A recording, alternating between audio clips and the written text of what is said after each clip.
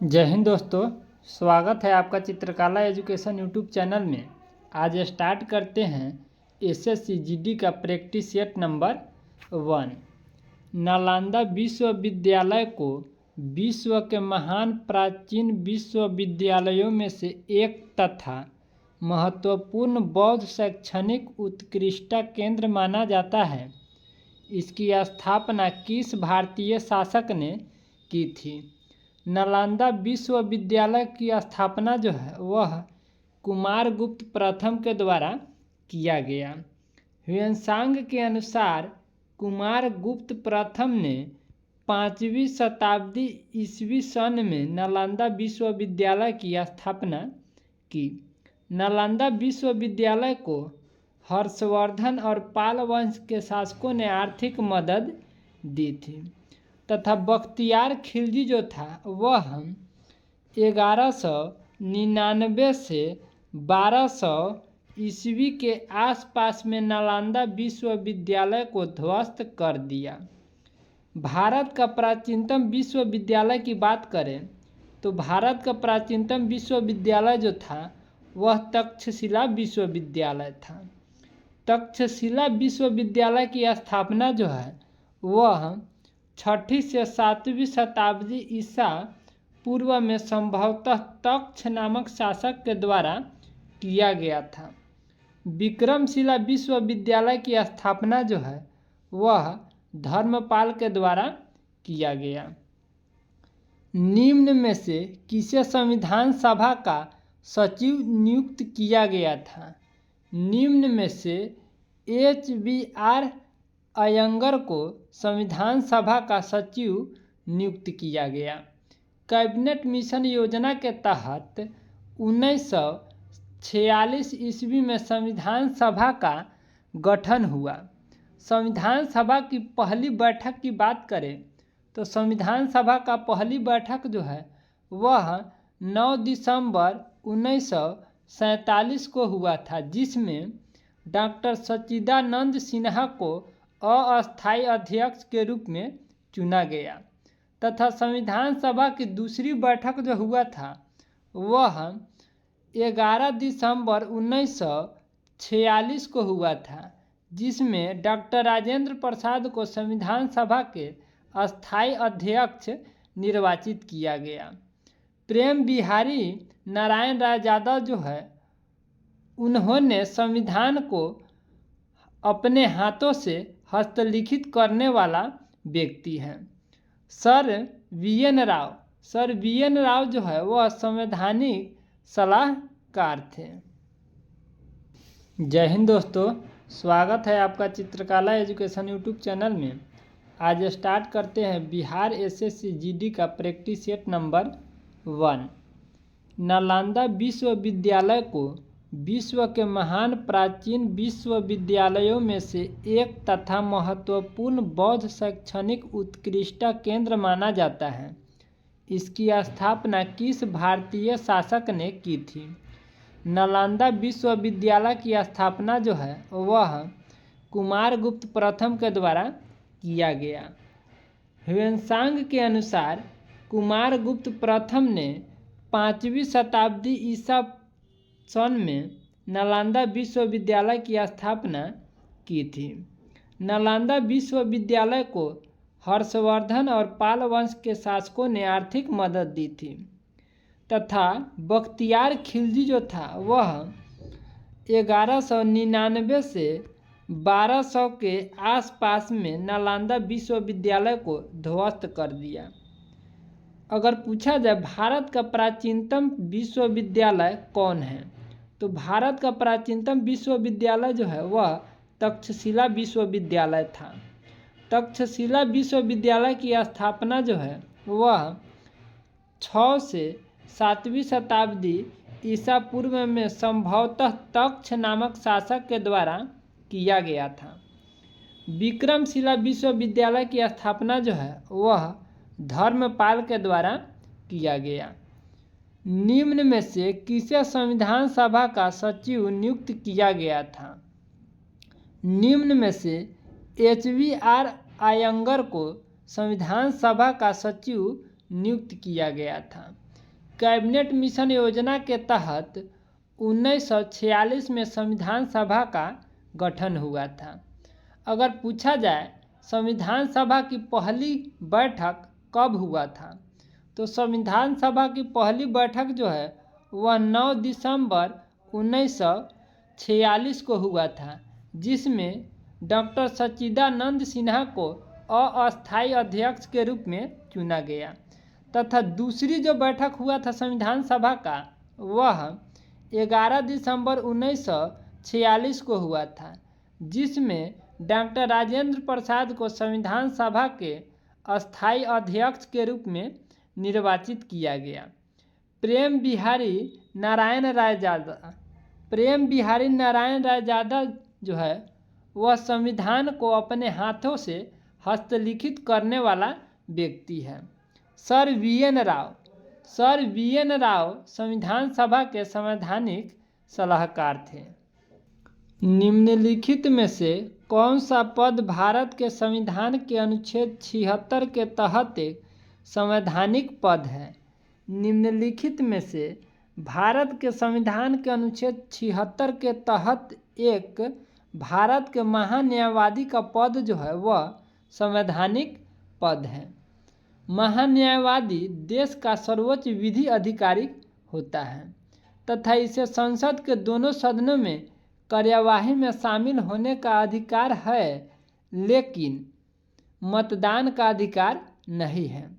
महान्यायवादी की नियुक्ति जो है वह संघीय मंत्रिपरिषद की सलाह पर राष्ट्रपति के द्वारा किया जाता है, अनुच्छेद 76 के तहत। भारत में 3 अधिकारी को विधि अधिकारी माना गया है।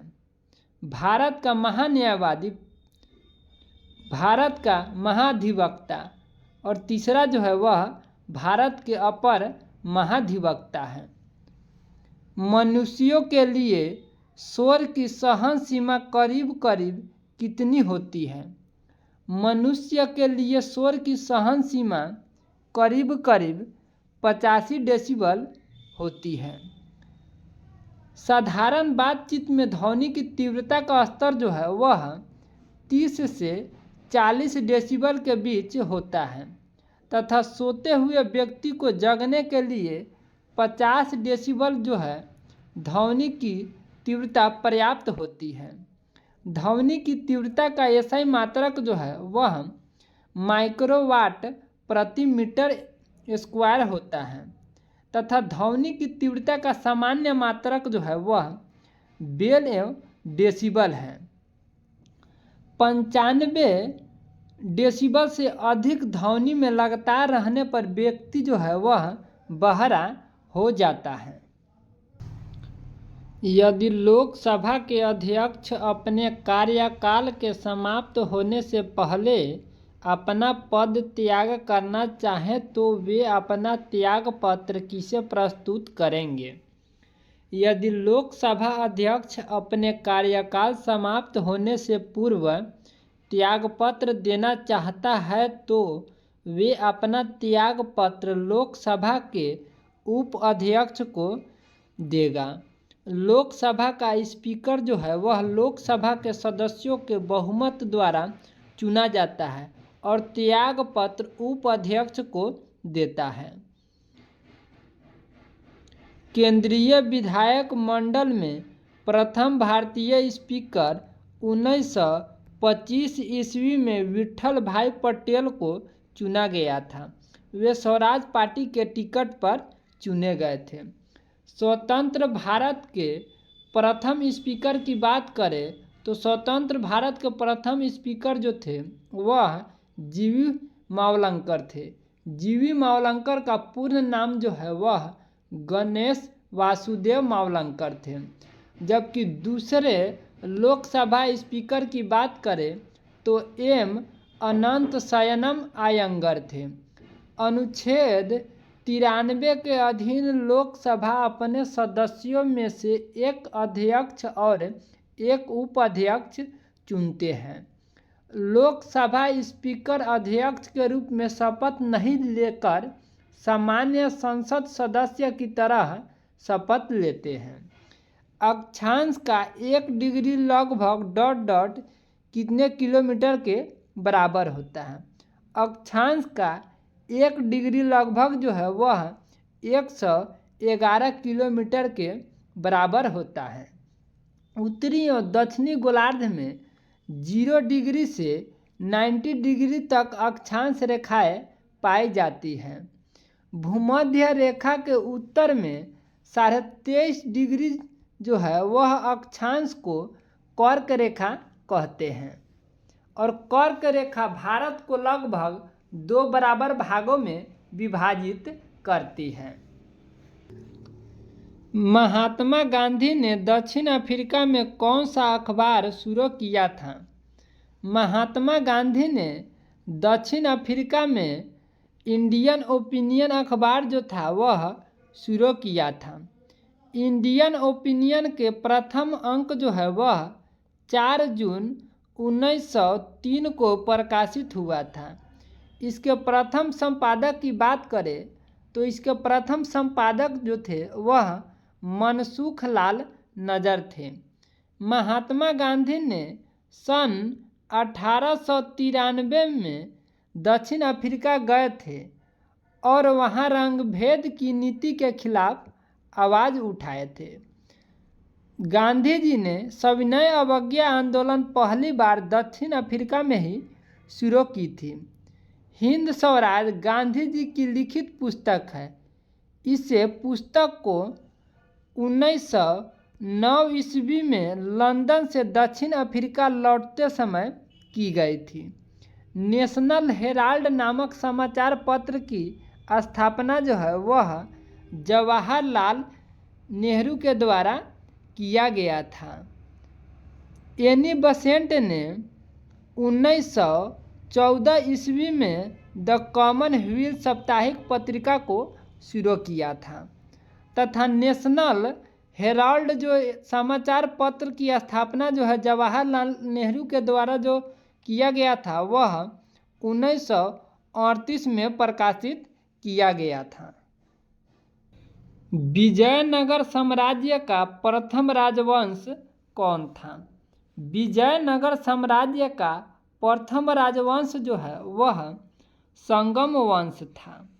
विजयनगर साम्राज्य की स्थापना 1336 ईस्वी में हरिहर और बुक्का नामक व्यक्ति के द्वारा किया गया था।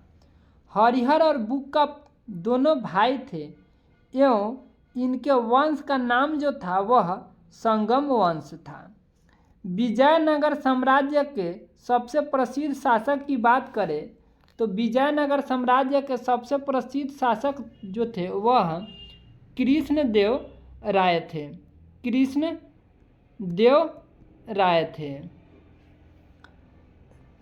दक्षिण भारत में विजयनगर एवं बहमनी के बीच युद्ध मुख्यतः रायचूर दोआब क्षेत्र को लेकर होता था। 23 जनवरी 1565 ईस्वी का तालीकोटा या राक्षस तंगरी का युद्ध विजयनगर एवं बहमनी के संयुक्त सेना के बीच लड़ी गई थी। भारतीय राज्य सिक्किम किस देशों के साथ अपनी सीमा को साझा नहीं करता है। भारतीय राज्य सिक्किम जो है वह बांग्लादेश के साथ अपना सीमा जो है वह साझा नहीं करता है। बांग्लादेश से लगने वाले भारतीय राज्य की बात करें तो वह पश्चिम बंगाल, असम, मेघालय, त्रिपुरा और मिजोरम की सीमाएं जो है वह बांग्लादेश के साथ लगती है तथा भारत की सबसे लंबी अंतर्राष्ट्रीय की सीमा की बात करें तो भारत की सबसे लंबी अंतर्राष्ट्रीय सीमा भी भारत का बांग्लादेश के साथ लगती है जिसकी कुल लंबाई जो है वह किलोमीटर के हिसाब से 4946.7 किलोमीटर है। सिक्किम से नेपाल और भूटान की सीमा लगती है। इनमें से कौन सी पर्वत श्रृंखला स्विट्जरलैंड में स्थित है। इनमें से आल्प्स पर्वत श्रृंखला जो है वह स्विट्जरलैंड में स्थित है। यूरोप में नवीन पर्वतों में आल्प्स और काकेशस प्रमुख है। इंग्लिश चैनल फ्रांस और यूके को अलग करता है तथा पिरनीज पर्वत जो है वह फ्रांस को स्पेन से अलग करता है। फ्रांस से आल्प्स पर्वत इटली को अलग करता है। फ्रांस से जूरा पर्वत स्विट्जरलैंड को अलग करता है तथा माउंट ब्लैक आल्प्स पर्वत की सबसे ऊंची चोटी है। प्रधानमंत्री नरेंद्र मोदी ने किस दिन को राष्ट्रीय अंतरिक्ष दिवस के रूप में मनाने की घोषणा की है?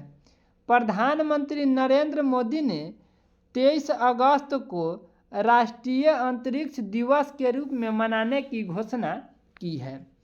प्रधानमंत्री नरेंद्र मोदी ने चंद्रयान 3 की उल्लेखनीय उपलब्धि के लिए 23 अगस्त को भारत में राष्ट्रीय अंतरिक्ष दिवस के रूप में मनाने का संकल्प लिया है। साथ ही चंद्रयान 3 के विक्रम लैंडर साइट को शिव शक्ति और चंद्रयान 2 के लैंडर की क्रैश साइट को तिरंगा नाम दिया गया है। दोस्तों, यदि आप चंद्रयान 3 का महत्वपूर्ण जानकारी लेना चाहते हैं तो इसके डिस्क्रिप्शन में चंद्रयान 3 का वीडियो डाल दिया जाएगा जो 5 मिनट का है। उसे देखकर आप चंद्रयान 3 के बारे में महत्वपूर्ण जानकारी प्राप्त कर सकते हैं। दोस्तों, यदि वीडियो समझ में आ रहा होगा तो आपसे विनती है कि वीडियो को लाइक, शेयर तथा चैनल को सब्सक्राइब जरूर कीजिए।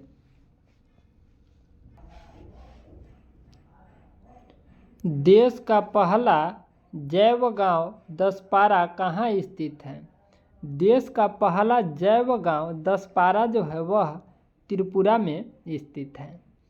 त्रिपुरा सरकार ने राज्य में कुल 100 जैव गांव स्थापित करने का लक्ष्य रखा है। जैव ग्राम परियोजना का उद्देश्य ग्रामीण समुदायों के बीच समग्र सामाजिक आर्थिक विकास सुनिश्चित करके अस्थायी आजीविका और खाद्य सुरक्षा प्रदान करना है। भारत का पहला पूर्णतः जैविक राज्य जो है वह सिक्किम राज्य है। किसी अर्थव्यवस्था में सामान्य मूल स्तर में निरंतर वृद्धि को क्या कहा जाता है? किसी अर्थव्यवस्था में सामान्य मूल में निरंतर वृद्धि को मुद्रास्फीति जो है कहा जाता है। मुद्रास्फीति वह स्थिति है जिसमें कीमत स्तर में वृद्धि होती है तथा मुद्रा का जो है मूल्य गिरता है। कलामंडलम कल्याणी कुट्टी अम्मा नृत्य शैली की एक भारतीय शास्त्रीय नृत्यांगना थी। कलामंडलम कल्याणी कुट्टी अम्मा मोहिनी अट्टम नृत्य शैली की एक भारतीय शास्त्रीय नृत्यांगना थी। मनुष्य में एक कवक जनित रोग है। मनुष्य में एक कवक जनित रोग जो है वह रिंग वर्म है। रिंग वर्म को सामान्यतः दाद भी कहा जाता है। कॉलेरा तपेदिक एवं प्लेग जीवाणु जनित रोग है। प्लेग को काली मौत भी कहा जाता है तथा ट्यूबरकुलोसिस जो है वह माइकोबैक्टीरियम ट्यूबरकुलोसिस से होता है। उस्ताद आमिर खां किस घराने से संबंधित थे? उस्ताद आमिर खां जो है वह इंदौर घराने से संबंधित थे। उस्ताद आमिर खां को वर्ष 1967 में संगीत नाटक अकादमी पुरस्कार तथा वर्ष 1971 में पद्म भूषण से सम्मानित किया गया था।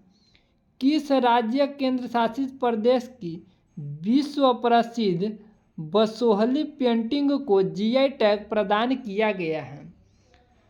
जम्मू कश्मीर की विश्व प्रसिद्ध बसोहली पेंटिंग को जीआई टैग प्रदान किया गया है।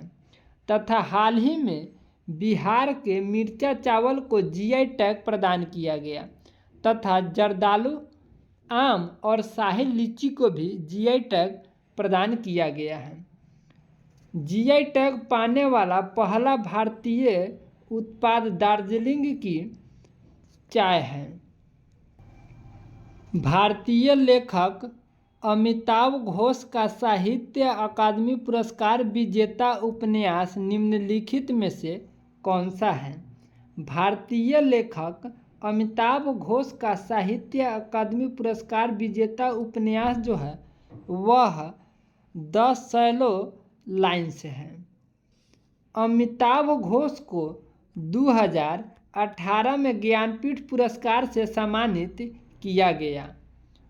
शशि थरूर की पुस्तक की बात करें तो the great Indian novel, an era of darkness आदि शशि थरूर की पुस्तकें हैं।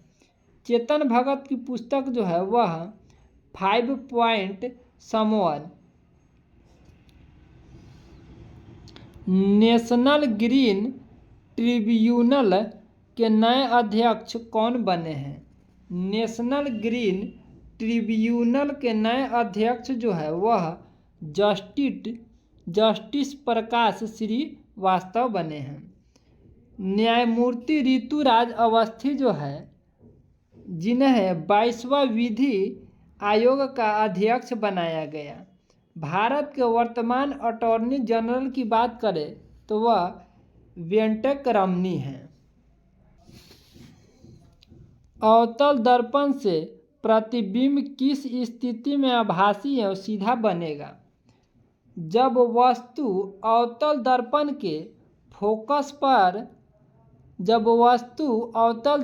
के फोकस से ध्रुव के मध्य हो जाता है तो वस्तु का प्रतिबिंब जो है आभासी एवं सीधा बनता है। इस स्थिति में दर्पण की प्रकृति होती है सीधा। आभासी दर्पण के पीछे वस्तु से जो है बड़ा बनता है। समतल दर्पण एवं उत्तल दर्पण में प्रतिबिंब सदैव आभासी एवं सीधा बनता है। अवतल दर्पण के सामने वस्तु को अनंत से फोकस तक में कहीं भी रखने पर प्रतिबिंब जो है वह वास्तविक एवं उल्टा बनता है। दोस्तों आपसे विनती है कि वीडियो को लाइक, शेयर तथा चैनल को सब्सक्राइब कर लीजिए। इस चैनल के माध्यम से डेली एसएससी जीडी का प्रैक्टिस सेट अपलोड कर दिया जाएगा। जय हिंद, जय भारत।